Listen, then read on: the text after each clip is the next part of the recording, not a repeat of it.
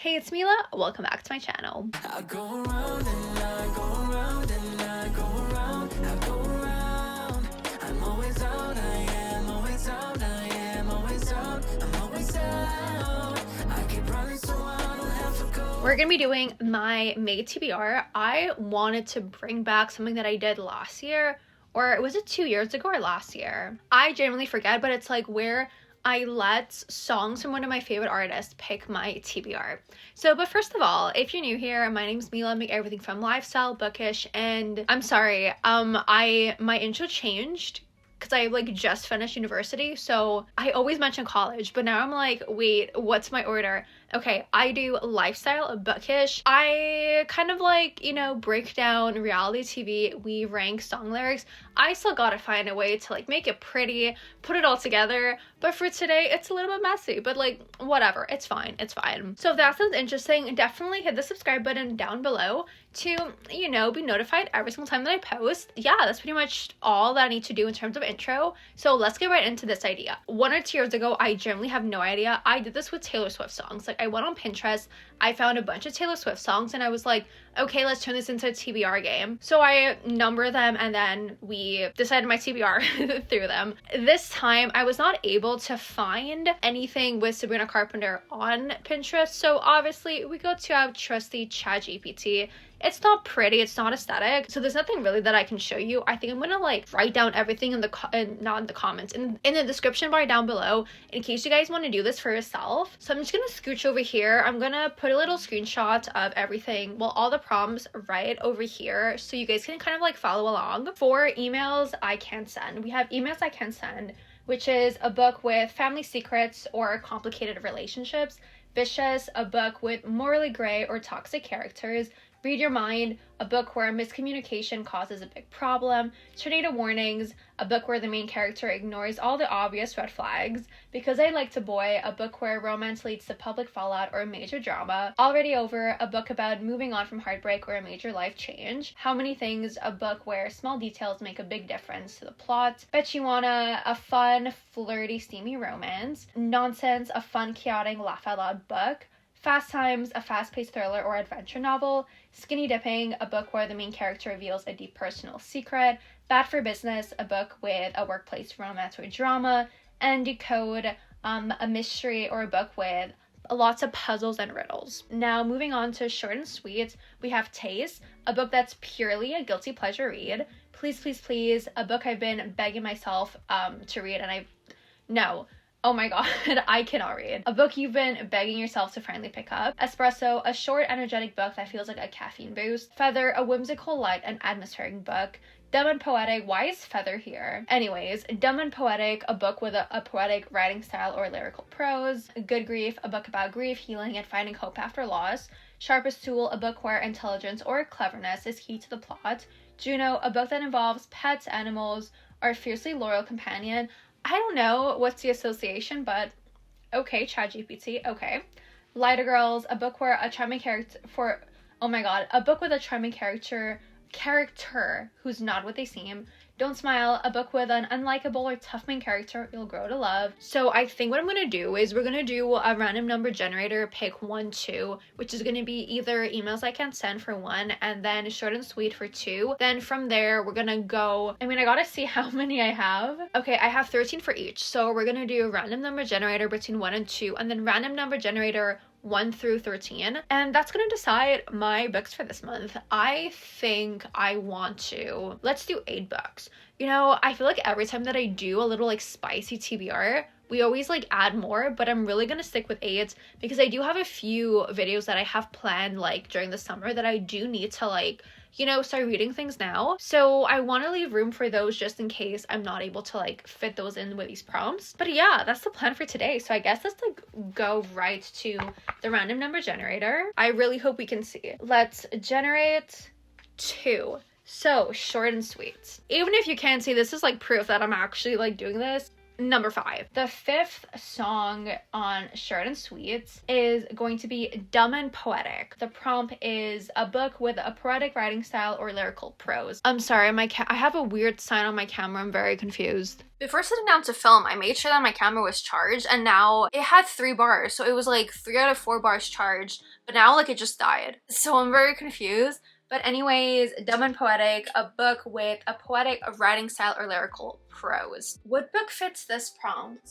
Okay, so this probably has nothing to do with a lyrical writing style, but it's a unique writing style. So I feel like that works. And that's going to be Conversations with Friends by Sally Rooney.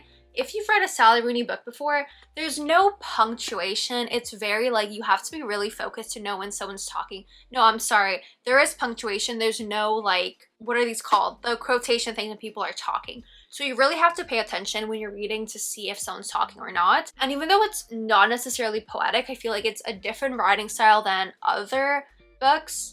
So I feel like it works. So yes, first book for Dumb and Poetic, it's Conversations with Friends. Now let's go to book number 2. I hope you guys can see. And it's gonna be 1. Someone is calling me, give me a second. So 1, which is Emails I Can't Send. Now for the song, 1 through 13, we have number 12. Number 12 is going to be Bad for Business, so a workplace romance. I gotta go through my books because I don't know what is a workplace romance. I accidentally unplugged my light behind me, but I think I like this lighting better. Yeah, this lighting is better. So we're not gonna plug my light back in, but yeah, I was like trying to plug my camera in because I put it in my computer, but then my computer was gonna die. So I had to plug it into the wall, but then we had problems. But anyways, a book that is a workplace romance. So I think this counts. Love on the Brain by Ali Hazelwood. I consider this a workplace because both our main characters are working in a lab on a neuroengineering project. I don't know if it's like the love hypothesis where it's like a PhD thing or not because the back doesn't precise, but it's workplace, right? Like if they're both working in a lab, they're not in grad school. Because over here, it's like, oh, this, like, the guy made his feelings towards the girl in grad school very clear. So I think that they're actually employed, grad school is done, they have an actual job. So workplace romance, right? Workplace romance. It might be a stretch. Actually, no, it's not a stretch. It's workplace romance. Workplace romance. Book number 3. Between 1 and 2... we have 2. I feel like, you know what? I'm just gonna read it to you and like you have to trust me. So 2, that brings us to Short and Sweet. And then between books 1 and 13, we have book number 10. So Short and Sweet, book number 10 is Don't Smile. So a book with an unlikable or tough main character that you'll grow to love. So it's kind of giving me Grumpy Sunshine vibes. I cannot believe I still haven't read this book, but we have Things We Never Got Over by Lucy Score. I don't know much, I just know that it's small town and Grumpy Sunshine, like grumpy as in he's like low-key an asshole, but you grow to love him. So it's perfect. It's perfect. Book number 4. It's gonna be from the album Emails I Can't Send. And we're gonna have song number 6, Already Over. So pick a book about moving on from heartbreak or a major life change. I think we're gonna go with Haunted Hearts, which is another small town romance. The way it fits this prompt is that the guy is an ex. It just says ex-Navy, and he struggles with severe PTSD, so he kind of like isolated himself in like a little cabin in the woods. And they meet because the girl, I don't know if she's fleeing a town or if she was like just driving by and she had car problems, but you know, there's that big PTSD from like being part of the army that you have to uncover, and I'm pretty sure the girl is going to help him through that. Going with the small town theme, we have the second. Honestly, I'm probably going to bring out a small town book rack at some point because I feel like I'm reading so much small town lately. So yes, book number 1, 2, 3, 4 is Haunted Hearts by Ariana Kane. But now for book number 5. Between 1 and 2, we have 2, so Short and Sweet. And then between 1 and 13, we're going to have number 8. So number 8 is Judo. So a book that involves pets, animals, or a fiercely loyal companion. You know what? I'm gonna use this as an excuse to read the next Addicted Calloway book because we have a cat. Oh my god, what's the cat's name? We have Connor's cat, which we love, and then a fiercely loyal companion. Literally everyone is like a fiercely loyal companion. So Addicted Calloway book number, I don't know, but Fuel the Fire, I think it's book number 8 out of 10. I could be wrong, but I think it's book number 8. So Fuel the Fire, this is, I think it's Rose and Connor's. Yeah, Rose and Connor's second book. I have no idea what's going on here, but as I said, I have a few like reading vlogs planned for the summer where I'm reading series. Obviously, Addicted Calloway, I think I brought out part 1 maybe like February. No, did I bring it out I brought it out in 2024, right? I think I brought it out in 2024. But we are continuing for part 2, finishing the series. So Rose and Connor's second and last book. Obviously, I can't tell you what it's about because it's literally book number 8. But love this series, love the characters. Fiercely loyal companions, like literally ride or die for each other. A found family aspect. So it works. Next, between 1 and 2, we have 1, which is Emails I Can't Send. Then between 1 and 13, we have, did we get number 12 already? Yeah, we got number 12 already, so I'm gonna go again. We have number 6. No, we already did number 6. Okay, number 3.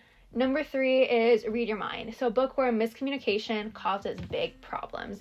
I feel like I really need to read the back of books for this one because off the top of my head, I don't know. So I think that this qualifies for miscommunication. We have The Summer Will Be Different by Carly Fortune. And basically why I'm saying like miscommunication is because we have our main character Lucy, who goes to PEI, which is Prince Edward Island if you're not Canadian, goes there, meets a local, shows her around, they have fun, but then turns out this local Felix is her best friend's younger brother. So I feel like miscommunication can kind of work because it's like, okay, we had a great time, but then we find out who the other person was and we're like, no, this can't work out. I feel like I'm kind of pushing it, but I mean, I'm gonna bring out like my summer TBR video. This book is on my summer TBR, so it makes sense. I feel like I am pushing it, but like it's my game, I'm allowed to make the rules. We have 2 more books. Book number 7, 1, 2, we have 2, which is Short and Sweet. And then number 5. So number 5, Dumb and Poetic, which we already did. Number 7, Sharpest Tool. So a book where intelligence or cleverness is key to the plot. Oh, I have the perfect book for this one. We have The Final Gambit by Jennifer Lynn Barnes. I really wanted to read this, so I'm so happy that I got a prompt where I can read this. I'm so intrigued to see how it ends. So intrigued. I love the Inheritance games. The Hawthorne Legacy, I didn't like as much, but very drawn. Both books I read so fast. So fast. So I'm definitely intrigued for this. It's a hardcover. Okay, basically, I'm probably going to be traveling and obviously like flights are long. So I was like, this is literally the perfect thing to read on a plane because by the time I land, I'm going to be done this. But it's a hardcover. I don't know if I want to bring it or not, but I was like thinking, okay, like what can I put on my TBR that is easy to bring on a plane? So this book number 7, I'm just excited and intrigued, you know, because I'm like, where is this gonna go? Who knows? Finally, last but not least, book number 7. Between 1 and 2, we have 1, and then between 1 and 13, we have number 4. So number 4 is Tornado Warnings. Pick a book where the character ignores all the obvious red flags. I feel like I can have fun with this one. I'm gonna consider that the character ignores all the red flags because in the Maddit's Obsession, we have Gianna and Christian. And Gianna is married, which obviously it's like, you don't go there. Is it a red flag? No. But I feel like on Gianna's end, it's like, okay, like he does not, from what I understand, he does not care that she's married. Something happens, so it's like a red flag. I feel like this video was just me like pushing things to read books that I want to read. But it kind of fits, you know? I'm not really sure who exactly Christian is. I don't know because I remember being told that he was like a cop or something like that. But now reading the back, I'm a little confused. But I'm just gonna consider that there are red flags on both sides. People ignore them, so it fits the prompt. But yeah, that's book number 8. So this was actually really fun. I think I'm gonna try to do this with more artists.